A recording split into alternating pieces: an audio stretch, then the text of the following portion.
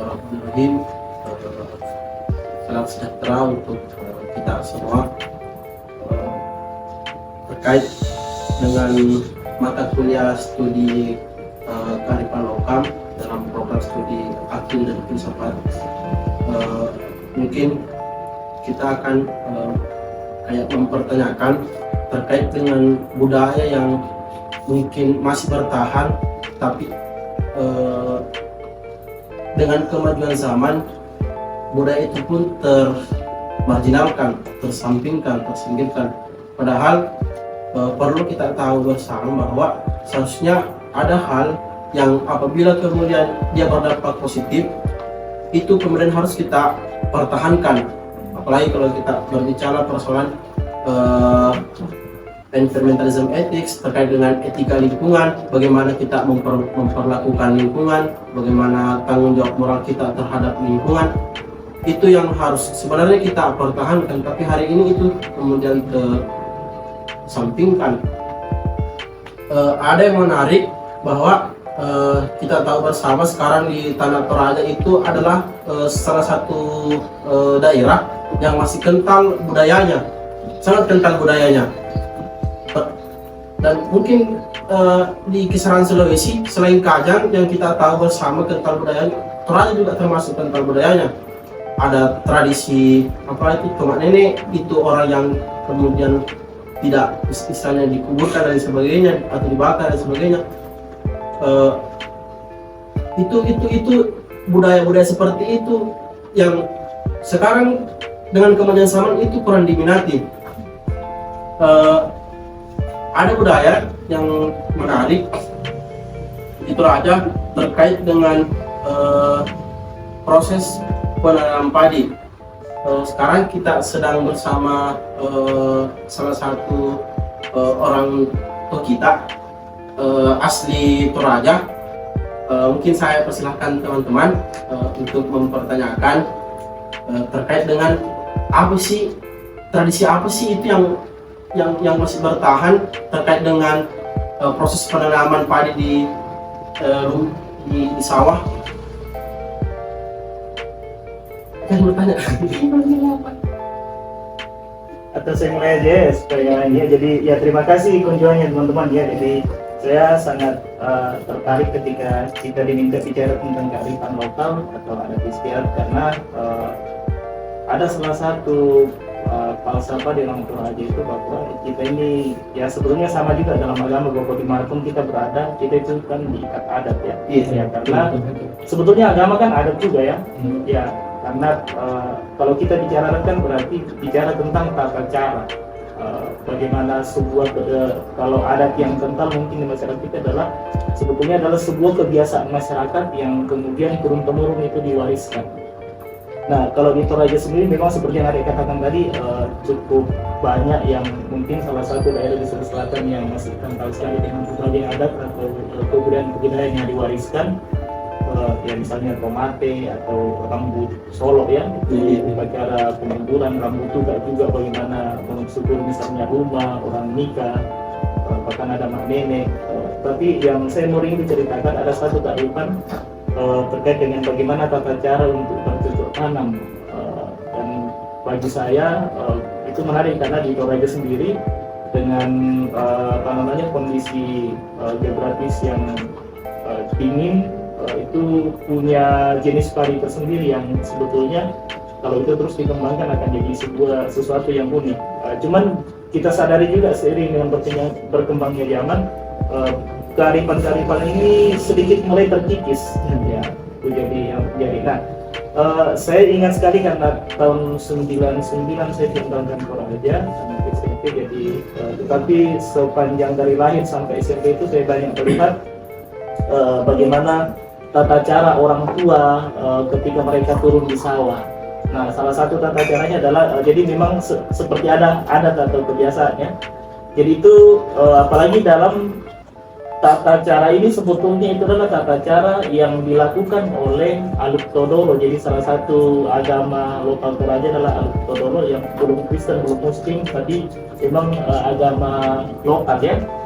Nah, itu mereka punya tata cara. Karena sebetulnya kalau kita mau jujur, semua adat-adat yang ada kan itu lahir dari nenek moyang kita yang notabene kalau kita aja ya dari Aruk Todolo.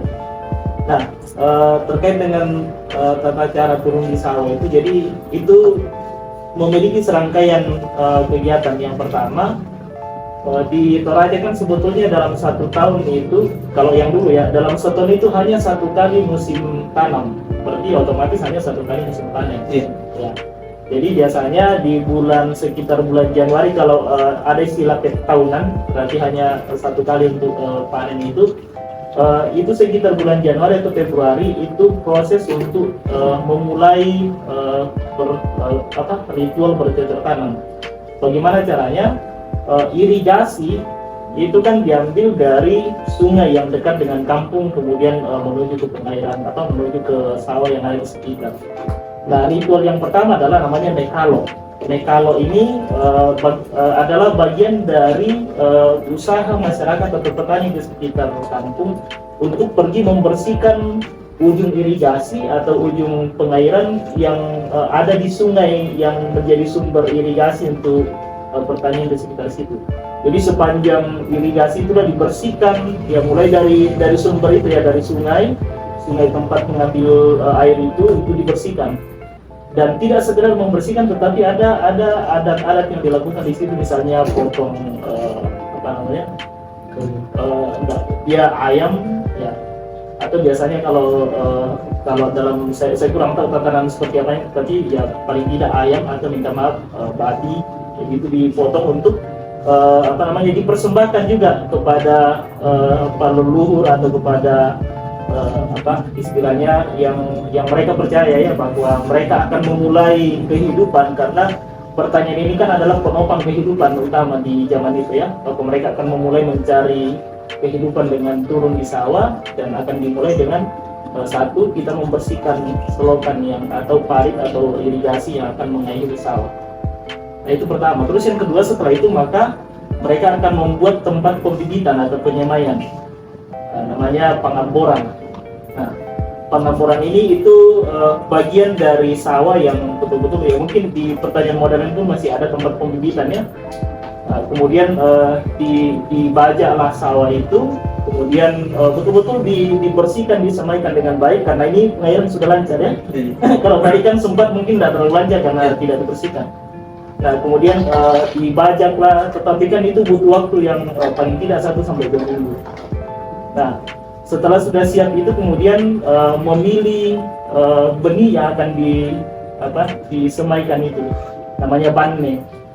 Nah, banne ini adalah padi yang dipilih, yang betul-betul padi yang bagus. Dan prosesnya untuk, karena dulu masih padi yang dipotong dengan ari-ari ya, ada namanya ya rangkapan kalau orang Toraja bilang, itu kan disimpan karena kan diikat-ikat. Nah, itu diturunkan, kemudian dipindahkan dari bulirnya menjadi gabah, dan itu diinjak, dalam proses injak bukan ditumbuk. Jadi dia diinjak, dan itu betul-betul ketika diinjak dipisahkan dari bulirnya itu tidak sembarang. Kita tidak boleh kesana kemari, jadi betul-betul kita menghargai bahwa ini adalah proses untuk menjadikan padi nanti menjadi lebih baik. Nah, setelah dipisahkan itu kemudian nanti banenya ini itu ditaruh dalam satu wadah, kemudian direndam selama 3 hari. Setelah direndam selama 3 hari kemudian diangkat, kemudian dijemur sekitar 1-2 hari, baru setelah itu disemaikan pada tempat yang sudah dibuat tadi ya, yang ditata dengan baik. Nah, selanjutnya ada ritual yang kita lakukan lagi selama benih ini yang sudah ditanam di tempat penyemaian itu tidak boleh sembarang. Yang pertama, tidak boleh menggoreng kacang di dapur. Nah, kemudian tidak boleh juga selama bannya ini sementara berada di tempat penyemaian, kita juga tidak boleh memasak telur di dapur. Ya. Karena ada ini tradisi ya yang saya dengar di kecil, bahwa ketika itu dilakukan maka bannya ini nanti itu tidak akan bertumbuh dengan baik. Bisa jadi ada istilahnya yakka atau tiangka, itu nanti benihnya itu menjadi rusak. Ya. Jadi ketika melanggar ritual-ritual yang itu tadi. Nah, jadi betul-betul selama kita memulai proses kearifan untuk cocok tanam ini tidak sembarang kita lakukan. Ya, termasuk tadi goreng kacang, goreng telur itu tidak sembarang. Nah, setelah selesai, kemudian proses untuk tumbuhnya benih kan membutuhkan waktu kurang lebih sebulan. Ya. Karena padi Toraja itu sekitar 6 bulan baru panen. Nah, ketika selesai sementara tumbuh ini bane, sementara tumbuh ini bibit, kemudian dimulailah proses untuk membajak. Nah, kalau sawah karena di Toraja ada beberapa jenis sawah, ada yang agak luas, ada yang yang sifatnya berpetak-petak kecil itu, ya maka kalau yang luas biasanya menggunakan bajak. Kalau dulu ya bajak yang ditarik oleh kerbau ya, atau kalau tidak berarti cangkul. Nah itu juga jadi pertama namanya mak bangak. Jadi proses untuk mengolah sawah juga tidak langsung ya, tapi mak bangak tuh jadi digemburkan itu tanah di sawah, kemudian itu butuh mungkin sekitar 2 minggu. Jadi setelah kita balik kan rumput awalnya kemudian dibalik ya, di atas tanah, jadi otomatis rumput itu akan mati dan itu nanti akan menjadi pupuk. Jadi sebetulnya kalau dari ekosistem itu sangat ramah lingkungan karena rumput yang tadinya itu setelah mati dan sebagainya kan menjadi pupuk untuk tumbuhan itu. Nah, jadi belum mengenal dulu semprot-semprot atau itu ya yang untuk mematikan rumput belum dikenal juga. Kemudian setelah 2 minggu karena diperkirakan bahwa tanahnya sudah gembur, maka ada istilah namanya yang kedua proses untuk mau menanam adalah namanya masese. Masese adalah kita gemburkan lebih ulang lagi proses tanah tadi di sawah itu, kemudian betul-betul tanahnya di sawah diperbaiki dengan baik lagi supaya menjadi rata. Nah setelah itu kemudian baru proses untuk mencabut bibit. Nah dalam rangkaian proses mencabut bibit juga itu tidak dilakukan sembarang, tetapi kalau dalam masyarakat terus ada ritual-ritual yang mereka lakukan lagi. Jadi misalnya ada bagian-bagian mereka harus potong ayam dengan membuat lemang, yaitu yang ya kalau mereka persembahkan kepada leluhurnya ya, bahwa mereka akan memulai itu lagi. Jadi ada sesajen yang mereka buat. Tentu kalau yang Kristen tentu tidak ya, yang ada sesajen. Kemudian nah setelah itu kemudian ada satu lagi kearifan yang saya lewatkan tadi, di dalam membajak sawah dan mengerjakan semua itu, maka mereka berkelompok-kelompok ya, jadi saling membantu, jadi gotong royong di dalamnya. Jadi istilahnya ada istilah masih saro atau ada istilah semacam kelompok tani begitu. Jadi misalnya kita berenam ini ya, kita sama-sama petani, maka misalnya hari pertama atau hari kedua di sawah saya 2 hari, nanti di sawahnya lagi 2 hari, ini begitu. Jadi gotong royongnya memang dimulai dari hal-hal yang betul seperti itu. Nah setelah kemudian padi ditanam ya, jadi sebelum itu tadi kan bibit sudah, tempat untuk menanam padi ini sawah sudah siap, kemudian bibit akan dicabut ya, namanya mengarak. Mencabut bibit pun ya masih ada ritualnya lagi, dan yang dipakai mengikat kan bibitnya banyak ya, jadi yang dipakai mengikat itu biasanya adalah alang-alang. Jadi tidak semua jenis tali digunakan untuk mengikat bibit, harus alang-alang. Jadi harapannya bagus supaya padinya tumbuh juga nanti seperti alang-alang karena subur sekali ya. Nah setelah itu kemudian mulailah proses untuk menanam padi. Nah ketika menanam padi itu ada juga tata caranya. Dia seperti segitiga. Jadi menanam padi itu kan kalau dalam pertanian modern dia segi 4 ya. Ini 1, 2, 3, 4. Kalau di Toraja dia segitiga. 1, 2, 3. Jadi dia segitiga. Itu diambil dari filosofi dapur. Dapur kan 3 mata batu ya. Ya ini 1, 2, 3 supaya ketiga. Nah mengapa ini filosofi itu juga dipakai, bahwa supaya ini juga akan berkaitan dengan kehidupan nanti. Jadi hasil dari pertanian kan ujung-ujungnya nanti kan di dapur untuk menghidupi kita. Jadi tidak, kalau di Toraja menanam tidak segi 4 ya, tapi dia segi 3. Nah, kemudian setelah selesai menanam, Maka ada satu tradisi atau kebiasaan yang mereka lakukan yang kelompok tani tadi, itu namanya Mak Pasorok Lalin. Jadi Mak Pasorok Lalin itu artinya sebetulnya ucapan syukur kecil-kecilan yang dilakukan untuk bersyukur bahwa kita sudah melakukan, kan capek sekali itu ya, berapa bulan, kurang lebih 2-3 bulan itu mereka bercocok tanam, dan dari situ kemudian mereka buat syukuran kecil-kecilan, misalnya potong ayam dan sebagainya, jadi dikonsumsi untuk semua yang telah bekerja sama tadi. Nah, mulai padi tumbuh, kemudian ada prosesi mak bubang. Jadi dulu, jadi untuk menyemaikan supaya akar padi ini bisa semakin tumbuh, maka di digaruk-garuk di sekitar padi itu ya, supaya akarnya semakin menjalar. Dan dalam pertumbuhan ekosistem kan berarti akar semakin menjauh untuk mencari sumber air untuk pertumbuhan tanaman sendiri. Ya, kemudian selanjutnya ketika padi sudah mulai bertumbuh, menjelang dia bertunas untuk berbuah, ada satu lagi ritual. Ritual yang dilakukan namanya mesun. Ya, jadi ketika padi sudah mau mulai keluar padinya, itu sudah musim, ya, artinya akan muncul itu padi. Maka sekali lagi kelompok tani yang tadi itu membuat syukuran tapi agak lebih besar. Ya, syukurannya agak lebih besar. Biasanya minta maaf, mereka syukuran sama-sama dengan memotong seekor babi.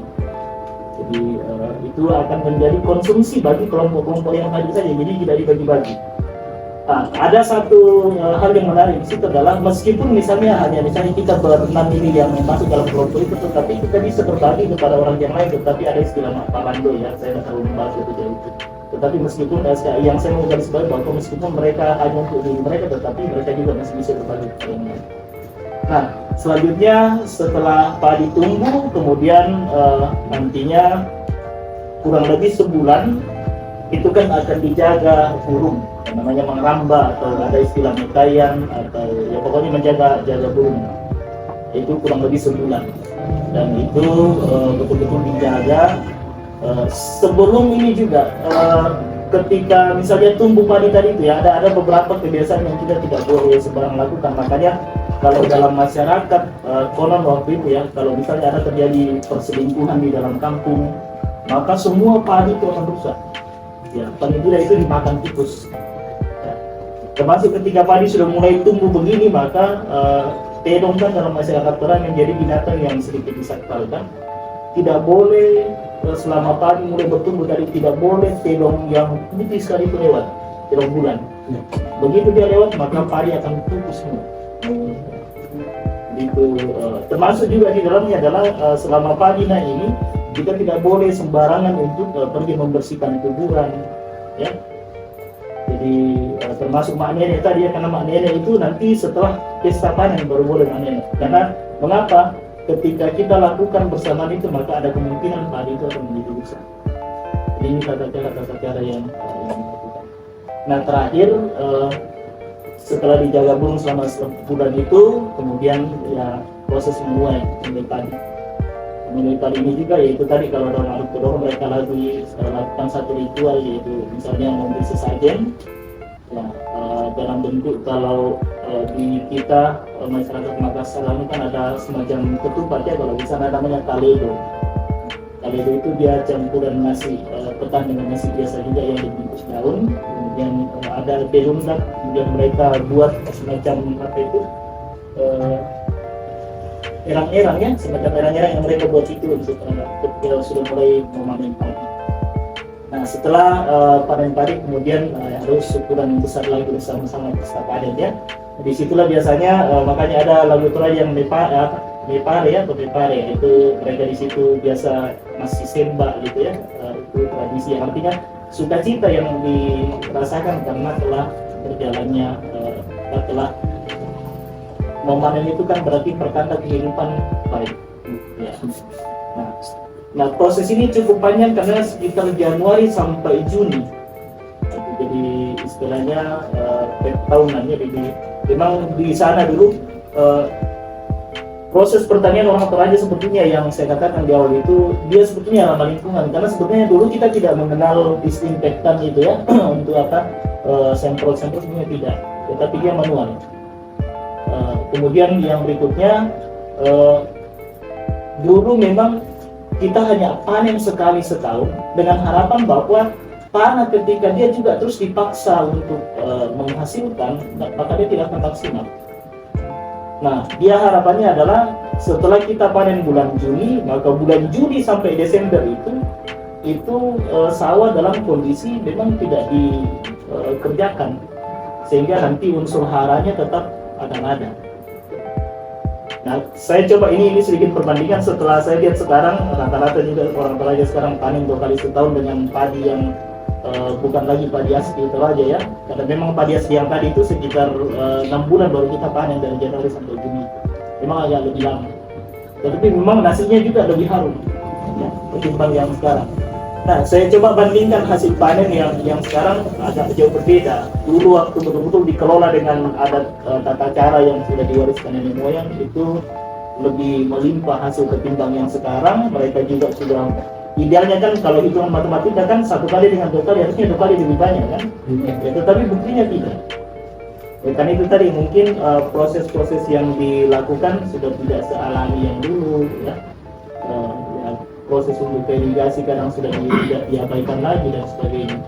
Ini saya kira hal-hal yang menarik dan nilai-nilai yang dikembangkan di situ ya, walaupun ya saya sendiri sebagai penganut Nasrani, tetapi ada beberapa nilai yang mencoba kita lihat bahwa sebetulnya sejalan dengan kepercayaan saya juga, bahwa sebetulnya ketika kita mengerjakan sesuatu dengan cara yang bijak dan benar, itu akan menghasilkan sesuatu yang baik.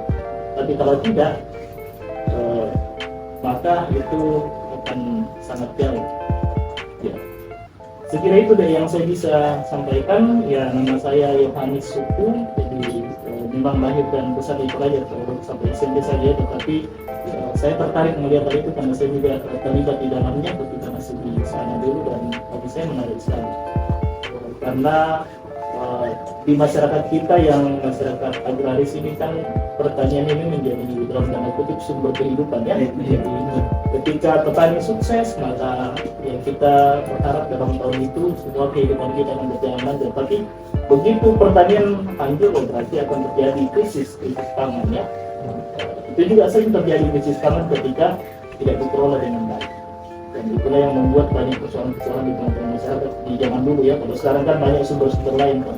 Dulu kan sumber satu-satunya bertani. Ya, saya kira itu mungkin. Kalau ada pertanyaan silakan. Sangat menarik terkait dengan Bapak Isdor tentang budaya hari ini. Ternyata kayak proses penanam padi yang ada di Toraja itu juga menjadi budaya kami di Tanah Bugis, termasuk saya di Tanah Bugis di Bombana, ya, Bugis Pondok. Itu disebut dengan memase. Iya, memase. Ya, itu adalah kita menanam padi secara berkelompok oleh masyarakat, dan apabila itu mau dipanen, masyarakat turun tangan di situ. Tidak ada istilah perorangan, tapi lagi-lagi karena transformasi budaya, semua hal itu bisa kita kerjakan tanpa melibatkan kelompok. Kita kayak bisa melakukan itu perorangan, istilahnya masangki itu kan kayak kita masukkan racun dalam sebuah tangki, kemudian kita kan bisa lakukan perorangan. Modernisasi itu yang kemudian menyampingkan ini budaya-budaya yang seharusnya kita harus pertahankan, termasuk juga jujur saja misalnya di kami di Tanah Bugis kayak arogansi agama, misalnya kepercayaan agama sudah masuk, kayak ada istilahnya mau baca-baca ya. Itu sebelum kita turun menanam padi, kita duduk bersama-sama, kemudian pemotongan ayam, makan bersama, setelah itu kita turun tanam padi. Tapi kan kepercayaan agama lagi-lagi membatangkan persoalan seperti itu. Sangat menarik. Mungkin kayak pertanyaannya sebenarnya misalnya khusus di Toraja, apakah transformasi budaya itu adalah menjadi salah satu penyebab pergeseran budaya-budaya yang Bapak tadi ceritakan? Iya, memang kita tidak bisa pungkiri bahwa kemajuan zaman, kemajuan teknologi, yang termasuk supaya kita sadar bahwa maksudnya agama-agama di masyarakat kita ada sedikit pergeserannya, tetapi saya tidak mau menyalahkan, khususnya sebetulnya ya, bagi saya sebetulnya kontekstualisasi agama itu penting. Karena yang saya katakan tadi ya, meskipun itu budaya dari nenek moyang kita yang notabene bukan Kristen atau Islam, tetapi sebetulnya ada beberapa nilai-nilai penting di situ yang sebetulnya sejalan dengan ajaran agama. Ya contoh kecil misalnya tadi ketika memulai dari proses irigasi kan harusnya saya pernah berkhotbah di masyarakat di sana, saya katakan kepada mereka sebetulnya ada beberapa yang kita bisa adaptasi. Contoh misalnya ketika kita akan mulai proses menanam, kenapa tidak misalnya di gereja atau di masjid kita doa sama-sama bahwa kita akan memulai proses ini tahun ini, Tuhan tolong kita supaya semua berjalan dengan baik. Nah ketika juga kita turun di sawah, maka bersama apakah komunitas dari gereja atau komunitas dari masjid, sama-sama kita bergotong royong, jadi tidak ada batasan-batasan itu kelompok tani ya. Karena yang sekarang sebetulnya yang saya lihat adalah kita tidak bisa pungkiri dengan kemajuan zaman ini, jiwa individual itu sangat tinggi. Jadi seakan-akan kita nggak butuh lagi orang lain. Ya. Meskipun dalam perjalanan ini sebetulnya kita sadar bahwa itu sangat penting, tetapi kemudian ya seringkali kita tidak mau lagi repot dan lain sebagainya, sehingga ya cari praktisnya. Tapi contoh tadi misalnya yang apa istilahnya, kita menggemburkan tanah itu dengan apa ya, mematikan rumput yang tumbuh dengan padi ya. Satu sisi sih mungkin kalau saya lihat ini, saya bukan orang teknologi pertanian ya, tetapi memang bagus, itu akan lebih memudahkan, lebih praktis, lebih ekonomis. Tetapi saya lihat karena saya sendiri sampai SMA juga bertani, beda kualitas hasil tani yang memang betul-betul masih digaruk itu tanah di bawah bersama dengan padi dengan disemprot. Jadi mematikan rumput yang secara alami kan, kalau istilah mentorak ya mungkin itu, jadi ketika sudah tumbuh padi kan otomatis rumput akan ikut juga. Nah mematikan rumput ini dengan cara disemprot itu memang mungkin lebih cepat, tetapi justru tanah di sekitar situ kan tidak gembur. Nah dalam apa namanya pertanian kan, kegemburan tanah ini kan mempengaruhi pertumbuhan tanaman, itu tidak terkira. Jadi itu tadi saya katakan hasil padi yang, karena saya di Toraja kan dari boleh dikatakan dari lahir sampai SMP saya bertani. Di waktu SMA saya sudah sedikit ke pertanian agak sedikit modernnya di sekitar Palopo, yaitu sudah menggunakan teknologi itu. Tetapi saya lihat seandainya di Toraja yang 2,5 begini pasti lebih banyak hasilnya juga. Jadi ya kita tidak bisa pungkiri bahwa kemajuan zaman, tetapi yang saya menggarisbawahi bahwa sebetulnya agama ada bagian yang kita bisa linkkan, tetapi tentu tata cara dari Arif Todolo yang sudah tidak sejalan dengan kita tidak ikuti, tapi kita kontekstual dengan apa namanya, cara beribadah kita, cara beragama kita yang kita anut saat ini. Ya sebetulnya kan tidak bertentangan dengan misalnya tadi ketika sudah panen syukuran sama-sama ya, agama manapun kan membolehkan itu, makanya kita bersyukur ya. Ya kita misalnya tadi ya tata cara ketika sudah ini ya kita tidak boleh sembarangan. Karena apa? Sebetulnya orang sekarang kan katakan ya kita kan sudah bebas, tapi kebebasan yang bablas ya sembarang saja dibikin. Nah, jadi sama juga tadi yang agak sedikit sensitif itu, ketika ada terjadi perselingkuhan dalam satu kampung maka akan merusak padi. Itu kan ceritanya dulu kalau ada sesuatu pelanggaran langsung kelihatan itunya ya, sanksinya. Nah sebetulnya kan kalau sekarang berarti kan mengajarkan kepada kita bahwa jangan hidup macam-macam ya, ya harus sesuai dengan norma-norma juga.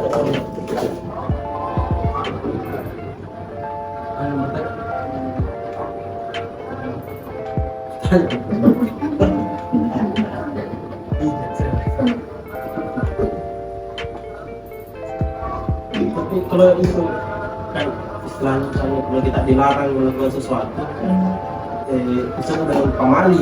Ya pemali, betul. Ya, pemali. Ya. Seharusnya menurut saya pemali itu sebenarnya bukan larangan, Ya. tapi kayak ada makna filosofi di situ yang memang kita sebagai orang baru mengetahui harus banyak bertanya. Kayak istilahnya kita dilarang di luar pada saat waktu maghrib. Ya. Memang di situ secara ilmu kedokteran itu terjadi perpindahan udara, dingin panas ke dingin. Maksudnya kalau kita di luar itu kita rentan terkena penyakit. Yang mau saya bilang seharusnya kita itu kalau berhadapkan dengan budaya yang kita anggap bertentangan, yang kita anggap pemanis, seharusnya kita harus banyak bertanya. Jangan sampai kita mengklaim ini tidak boleh dilakukan, ternyata dampak positifnya sangat besar untuk masyarakat di situ.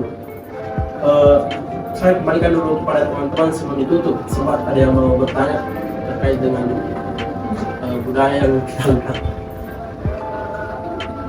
Saya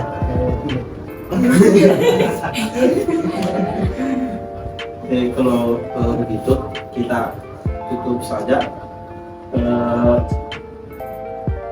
Transformasi budaya pada hari ini itu melengsarkan budaya-budaya lokal, termasuk dengan arogansi agama yang saya mau bilang.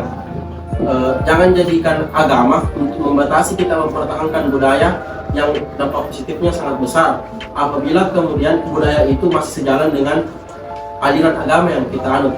Mungkin itu yang sempat kita sampaikan, perbincangkan. Sekian dan terima kasih. Assalamualaikum warahmatullahi wabarakatuh. ya, saya tutup mungkin dengan satu statement begini. Jadi ya saya senang sekali ketika memang bisa kita diskusi seperti ini. Harapan kita sebagai kaum intelektual ya, memahami bahwa benar tadi kita boleh maju dalam bidang pengetahuan, kita boleh maju dalam hidup beragama, tetapi nilai-nilai kearifan lokal kita, karena ini kan budaya-budaya yang kita harus sekarang misalnya kan baru terjadi. Memang minta maaf, peradaban selalu mulai dari dunia barat ke kita kan. Kita selalu mengimitasi. Tetapi sebetulnya apa yang lebih penting adalah kita juga yakin bahwa sebetulnya budaya kita, nilai-nilai yang ada di kita itu bagus sekali, dan jujur sebetulnya orang barat pun itu terkesima dengan nilai-nilai yang ada di kita. Cilakanya di kita adalah kita yang kegantungan ke mereka. Itu yang harusnya kita mulai sadari, sehingga kita boleh pengetahuan kita mendunia, tetapi kemudian balik lagi kita hidup dan berpijak di bumi kita Indonesia, sehingga kita akan lebih hidup secara kontekstual. Dan bagi saya itu nilai yang sebetulnya mungkin di negara lain tidak bisa terjadi ya. Jadi menarik sekali hari ini. Terima kasih untuk teman-teman ya. Mari kita hidup dengan keyakinan kita, tetapi dengan konteks hidup di mana kita berada, nilai-nilai kearifan kita itu sangat penting, dan sekiranya itu akan mempertemukan kita. Kalau kita bicara tentang agama, perbedaan tidak akan bertemu, tapi ketika kita bicara tentang nilai-nilai kearifan lokal kita, maka kita akan duduk bersama dan bersanding bersama. Terima kasih ya. Oke.